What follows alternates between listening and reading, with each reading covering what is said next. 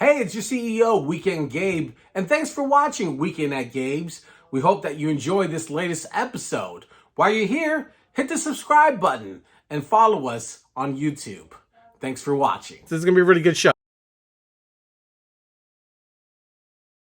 man. And then we got a really great news on the Gabe cares about. A lot of stuff going on in the world. And then speaking of that, for fuck's sake, ladies and gentlemen, Anderson Cooper does his job on one end of the internet, but on another, deeper, darker, seedier corner of the internet, there is one man covering the news so that you don't have to, and his name is Weeknd Gabe, and that's why it's news. It only Gabe cares about. All right, let's do a Super Bowl recap. Sam, did you have any money riding on the game? Did you put anything up on the blog? I had lots of money riding on the game. I mean, not lots of money. I think I bet $15, but I was trying to get rich, Weeknd Gabe, so I bet lots of things. I bet Eagles to win. I bet Chiefs to win, but I parlayed it in all types of different ways, hoping to get a big payout. Given that I was betting with the skills and tools and knowledge of a person who has come last and then second to last in his fantasy league the last 2 years, it worked out about as well as you could expect. Yeah, I was thinking about throwing some money on the Eagles too. But then, we also had ended 38-35 Kansas City. I felt the Chiefs win coming, but I messed up. I took the under on points, as we discussed on this show. We did discuss that, and we were so wrong. We were very wrong. We were so wrong. And we said all those things like the Super Bowl is generally low scoring. Right, exactly. We were so wrong, bro. That was not a 17-14. That was a barn burner. They were almost at 50 points by halftime. I was like, damn. I was upset. I was watching Rihanna and thinking to myself, fuck, I hope they don't score at all in the second. No, I was playing some numbers game at the party I was at, and for like 2 minutes I had a chance to win like $100, and then it like slowly disappeared because they were scoring so many points that the only thing that I almost won was the Gatorade color. Oh, what was it? I bet blue, and nobody saw it on the broadcast. So, yeah, how did they verify this? Yeah, so they had to find a picture, and that shit was fucking purple, bro. But my colorblind ass thought I won because I was like, it looks blue. It's fucking blue. I see it's blue. But no, it was not. It was not to be. As someone who is colorblind, I do struggle with purples and blues, and for years I would buy purple shirts. It seemed a little bit like FanDuel was also struggling because they were like, like maybe your blue bet did win, but no. That's yeesh, tough loss there. But it was a great game. I really enjoyed that. That there was very limited flags up until the last minute and a half or whenever they called that holding call. We still, it is fucking Thursday. The game was Sunday, and we're still talking about holding calls and fucking grass. Shoot me in the face. Shoot me in the fucking face.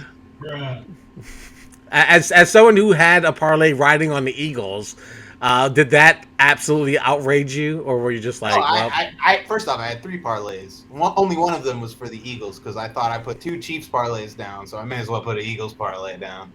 But no, it did not. I'm just like, damn. The only thing that made me upset throughout that entire night was the Tubi commercial, which apparently enraged everyone. Yeah, and it seemed like everybody had a problem. Guess how many people downloaded Tubi after that commercial? Zero. Yeah, I did. That, America. I do have Tubi on my phone, and I don't know why I downloaded it. It wasn't because of the Super Bowl. It was something else, and now I'm like, why do I have this shit on my phone? Everybody gets a free trial. Everybody gets one. I guess. All right. Well, everyone also was a little bit outraged, but also pleasantly surprised that Rihanna and A$AP Rocky are expecting their second child. Salute to them. If I'm A$AP Rocky, I'm just never rapping again, and I'm just gonna be a stay-at-home dad from now on. That would be the move for me.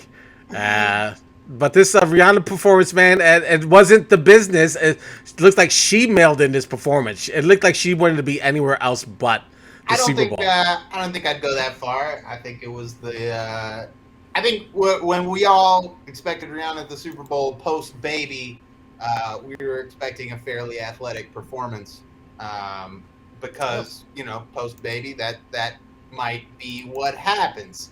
Yeah. But we were surprised with a second baby on the way. I think she was surprised as well. So we got a performance that looked like a pregnant lady being very careful about moving around too much. Right, exactly. And I respect that. I don't think you could say that it was bad because of that. Yeah. Was it the most spectacle halftime performances we've seen over the years? I mean, it was no Shakira and J-Lo, but at the same time, it was fun. I think I underestimated the vice grip that Rihanna has on my nostalgia. Yeah, and I'll put it that way. I don't know. We talked about this. Like, I don't know a lot of Rihanna records, but not that I don't like Rihanna. It's just I don't listen to Rihanna like that. But I was also pleasantly surprised that she did like All of the Lights and some records that she was featured on. All Kanye had to do was shut up. Man.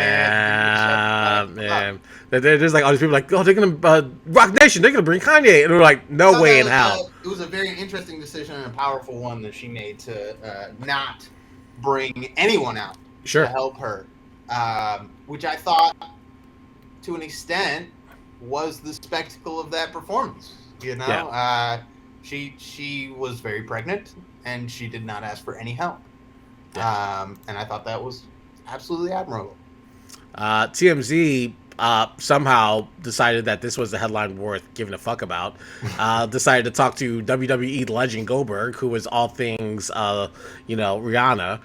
Said that he was disgusted by Rihanna's performance because of her crotch grab that she had about midway through the performance, which I thought was, a little bit. It's an interesting thing to single out. I don't even remember that moment of the show, so I couldn't say I know who Goldberg is either. That's a great point too. Austin Powers character from Goldmember. I don't know. He's the guy that ruined Bret Hart's career. You can explain it now. But the best part is let's go to the Kansas City Super Bowl parade where one Matt Nagy reappeared for all our Chicago Bears fans. He has a Super Bowl ring, but he also does not have any dancing skills. Let's look at the footage a little bit. Wait, he's gonna turn up right here. There he goes. He definitely has old man vibes, and I definitely don't look like that. I don't think whenever I'm dancing. Oh God. Yeah, doing the racist arm chop too. That's not vibe. Yeah. He looks drunk. Here's our real hero that was celebrating. Yeah. But man, shout out to the Chiefs, man. Dynasty or not? No dynasty yet. We got to get one more out of them. I mean, I think the NFL is a different sport in that there's a lot of change, a lot of turnover year to year. So dynasties don't really exist. We haven't really seen a dynasty since what? The Cowboys of the early 90s? The Patriots, dude. The Patriots. Oh, yeah. I mean, three chips in 5 lost years. Several Super Bowls as well. But they had 3 chips. One very luckily. So, I mean, yes, the Patriots are a dynasty. They're one I choose to forget. Are the Chiefs of that level? No, if that's the level that we're using to the measuring stick. But they're absolutely a great team of the last 5 years. Absolutely. They're a fun group, too. And I mentioned this to someone. I was like, where with the Patriots, there was a level of disdain, and then like it just became disgusting how much they won, and then you just wanted to see them lose. It's like the Patriots, it's like America jacking itself off, Yeah, for sure. The sport that is uniquely American, only airs in America, is fucking crowning the champion, and every year it's the fucking Patriots, Definitely. Uncle Sam just nut all over his living room, Yeah. And fucking Tom Brady and his little chin dimple. Go fuck yourself. I hope you're at home unhappy, Tom. I don't know where you are, but I hope you're at home unhappy. The latest Giselle on vacation, grooving, man. I know he's $300 million richer because of Fox, but can't imagine he's that much happier. Let's go to the next one. My favorite topic on this show, and there's never a non-moment. Listen, there's a lot of shit floating around in the skies. China balloons, You know, foreign objects in Alaska, and our Air Force hasn't been used this much since Operation Desert Storm. So this is a really good good use of our military putting down these items that we're not sure exactly what they are. But that was until today when Uncle Joe Biden decided to clarify that some of the discoveries are, what are they? They're objects they believe to begin that are benign objects that are launched by private companies for research or research institutions. I'm not buying that. They're fucking aliens, and I'm ready for it.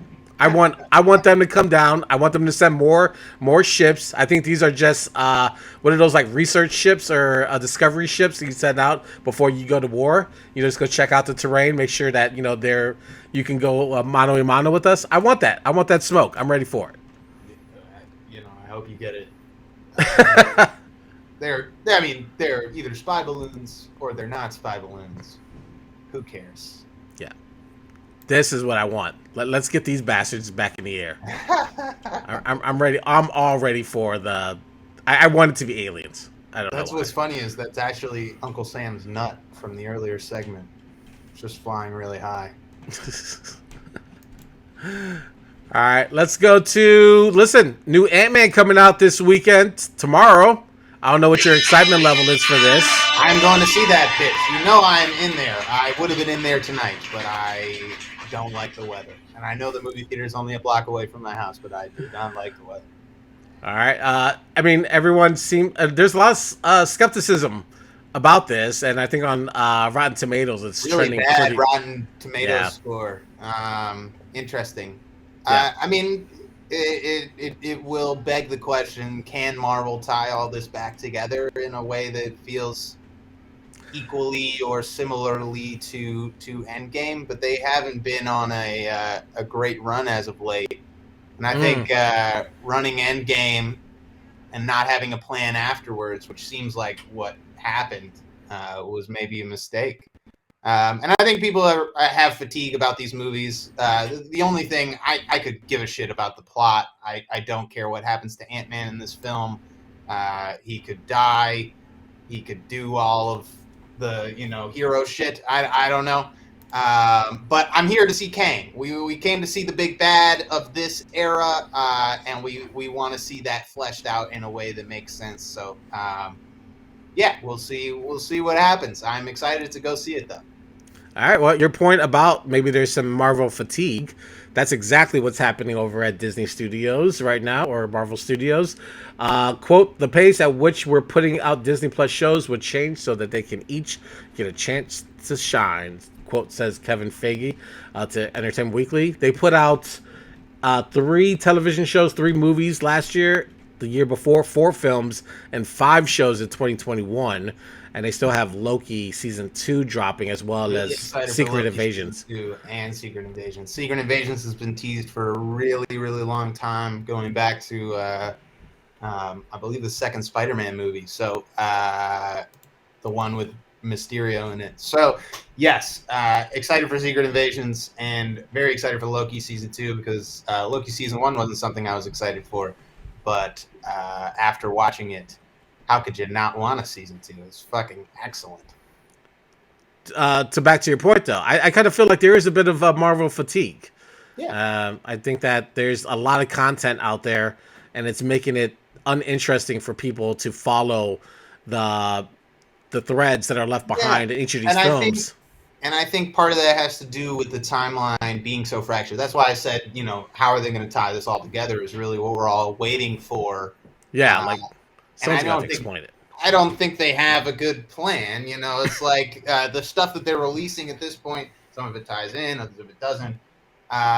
So I don't know. I think there is a bit of fatigue, and I think the fatigue is coming from a place of we don't get those little morsels. Tony Stark doesn't go recruit Bruce Banner at the end of one movie, so then we get excited about the Hulk. You know what I mean? Sure. They haven't really planned that side of things. They've just been giving you Easter eggs, and the comic book nerds are like, sweet, One Punch Man is coming to the MCU, and you're like, I don't know who that is, and they're like, oh, it's gonna make sense later. You'll get it, Yeah. And later is here, and I still don't get it. So figure it out. I don't care. Get to the end game. Do whatever chess moves you got to get to checkmate us, because I need that quickly. All right. Well, some good news came out today is that they're beginning to cast for Fantastic Four.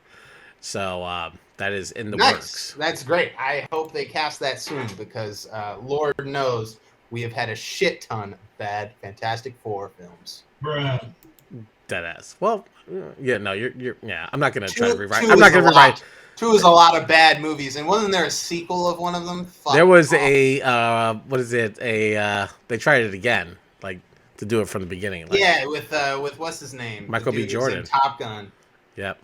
Yeah, also Michael B. Jordan, but the dude who was in Miles Teller. Yeah, that shit was awful. That shit was bad. Big time. All right, I didn't know I needed this, but the Tetris movie is going to be dropping on Apple. I saw this, yes. Starring Taron Egerton. I don't know. Taron Egerton. There you go. And that's going to be dropping sometime in the near future. Tetris was created in the Soviet Union by software engineers, and getting that game globally distributed took a lot of negotiations and legal battles. I did not know that. But let's go to a snippet of the trailer so that we can get a little bit of a closer look. This game isn't just addictive. It stays with you. This is a once-in-a-lifetime opportunity. Hank, only 10 other people in the world have seen what you're about to see.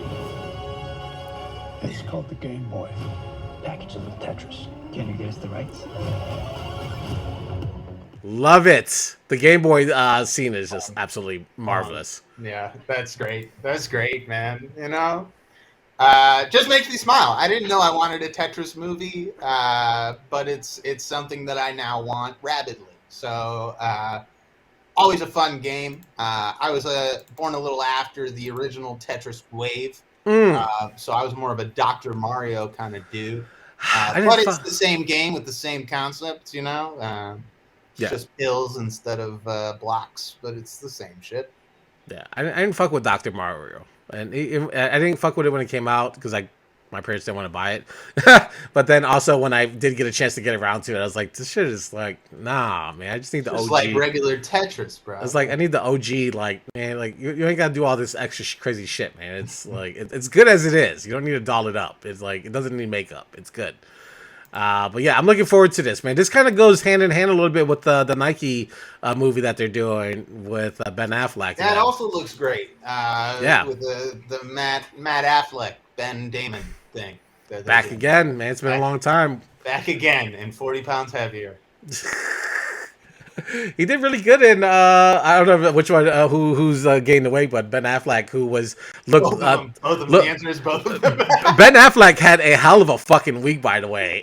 He looked terrible at the Grammys. It looked like he wanted to be anywhere but there. And then he had a great moment with the Dunkin' Donuts commercial. I thought that was really great with him and J-Lo. But he's had a wonderful week. And then he dropped the trailer for Air or whatever it's going to be called. So yeah. There you go. All right. And this last story is for you, Sam, because he is your hero and no one does it better, like the DLC. Say happy birthday to the Weeknd, who's 33 today. Happy birthday to the Weeknd. We all remember Trilogy. We all remember where we were the first time we heard Wicked Games, man. Yeah, happy birthday, Abel. You're now one of the biggest pop stars in the world, and it's no longer cool to like your underground music because everybody likes that shit. Exactly. So, what's your favorite Weeknd song? Do you have one that you're like, this is my go-to?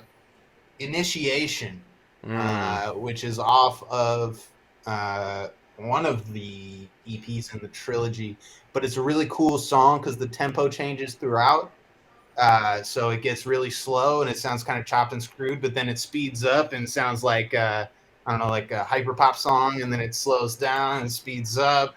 I think it's a really musically interesting song. I don't think a lot of people know that song, but it is one that when I was having my rehab from knee surgery, I listened to a lot when I was off those good pain meds. And yeah, it's a smacker to me. All right. Well, 33 years old, the Weeknd celebrating here. on Yes, Weekend at Games. ooh. No, I'm done. I'm done. I wasn't. Don't sorry. hurt- Sorry, yeah. guys. Sorry. Don't hurt yourself, Sam. All right. All right, that is news that Gabe only cares about on this Thursday, February 16th. I think there's a closing at this point. There you go. All right, we're out of there. 22. Thanks for watching this latest episode. We hope that you enjoyed it. If you're looking for more, click on any of the episodes swirling around my head. And also, don't forget to follow us on the socials at Weekend Gabe, at Weekend at Gabe's, and also at The Real Sam Crane. All right, thanks for watching, y'all.